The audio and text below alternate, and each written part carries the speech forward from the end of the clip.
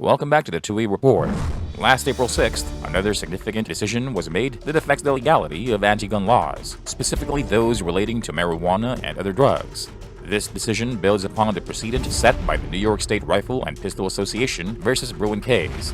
The case in question is U.S. v. Paola Connolly, which was heard in the Western District of Texas, Paso Division. This ruling is remarkable and warrants further examination. So, without further ado, let us delve into the details of the case and its implications. On the 28th of December in 2021, the El Paso Police Department was summoned to Connolly's residence by her neighbor who made an emergency call. Upon arriving at the scene, the officers were alarmed to hear multiple gunshots and to see Connolly's husband holding a shotgun while standing at the neighbor's door. As a result, the police arrested Connolly's husband and conducted a protective search of the property. During the search, law enforcement officers discovered several firearms in Connolly's possession, which included what appeared to be a homemade marijuana greenhouse. The police officers also detected a strong odor of marijuana emanating from the property, indicating a possible drug-related activity. This led to the subsequent investigation and the uncovering of several drugs and drug paraphernalia. As part of the investigation into Connolly's activities, officers from the police department and ATF agents conducted a thorough search of her residence.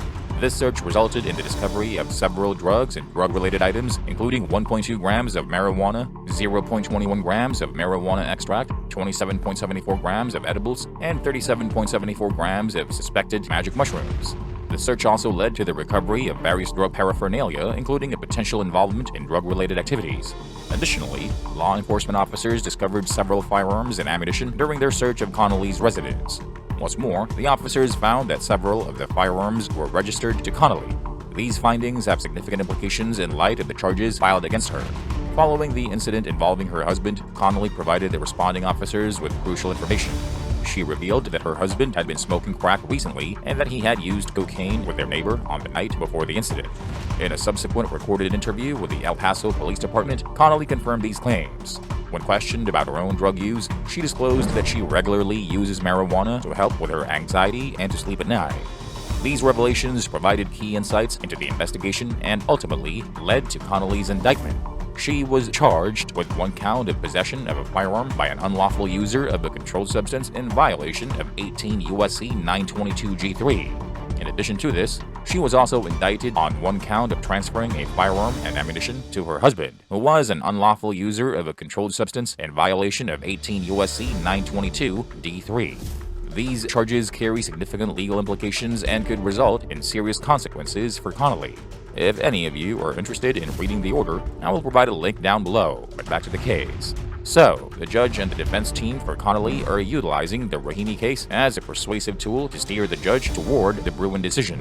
The Rahimi case, which deemed domestic violence restraining orders unconstitutional when they unjustly strip away an individual's Second Amendment rights without a prior conviction, is being employed as a legal precedent to support Connolly's defense.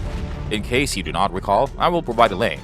The Rahimi case has significant implications for the present case and is being used to challenge the constitutionality of the charges brought against Connolly. It is important to note that if an individual's behavior is within the scope of the plain text of the Second Amendment, which states that the right of the people to keep and bear arms shall not be infringed in the context of a well-regulated militia being necessary for the security of a free state, it is a constitutionally protected right. In Connolly's case, as a gun owner, she is entitled to this constitutional right. In fact, the judge presiding over this case acknowledged that Connolly is included in the people that the Second Amendment covers since she does not belong to any prohibited group. The ruling reaffirms that gun ownership is a fundamental right for law-abiding citizens and it is protected by the United States Constitution. If an individual's behavior is protected by the plain text of the Second Amendment, the burden falls on the government to demonstrate that the regulation of firearms has a long-standing history and tradition in the country since the Second Amendment's adoption. The government must provide evidence that such regulations were in place at the time the Second Amendment was incorporated into the Constitution.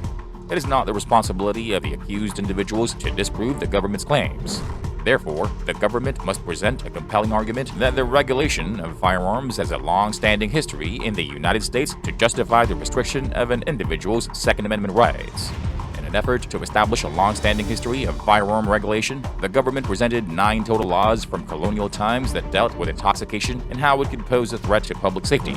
However, the presiding judge found this evidence to be insufficient to justify the government's restriction of Connolly's rights under the Second Amendment.